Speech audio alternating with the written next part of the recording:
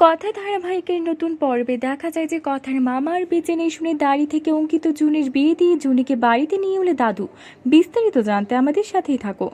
এইদিকে টাকার বিনিময়ে গুহু কোম্পানিকে জয়দেবের কাছে বেচে দিয়েছে মিহির ও চিত্রা। মিহির কোম্পানির কর্মচারীদেরকে টাকা খাইয়ে কোম্পানির লিডারকে বলে তুমি সবসময় ঝামেলা বাঁধিয়ে রাখবে যেন কোনো রকম কাজ না হয়। এইদিকে সময় মতো কোম্পানিতে আসছিল জুনির বাবার, সব দায়িত্ব দিয়েছিল গোবরডাঙ্গার কোম্পানির দেখাশোনা করার জন্য। আর এসে শঙ্কর আর মিহিরের সব কথা শুনে ফেলে অরুণবাবু। শুনে ফেলে পরের দিন কোম্পানিতে গিয়ে শঙ্করকে বললে শঙ্কর সবটা জানিয়ে দেয় মিহিরকে।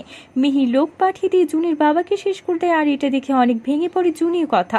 জুনির বাবার দেওয়া কথা মতো জুনি আর অঙ্কিতের 4 হাত এক করে দেয়। এইদিকে বাড়িতে এসে অঙ্কিতকে নিয়ে যায় দাদু। গিয়ে মন্দিরে নিয়ে গিয়ে বলে তুমি এখন জুনি মাকে সিঁদুর পরে দিবে। দাদুর কথায় জুনিকে বিয়ে করে নাই অঙ্কিত বাড়িতে ফিরলে জুনি আর অঙ্কিতকে বড় বউ বেশে দেখে মাথা ঘুরে গেল চিত্রা ও মিহিরের।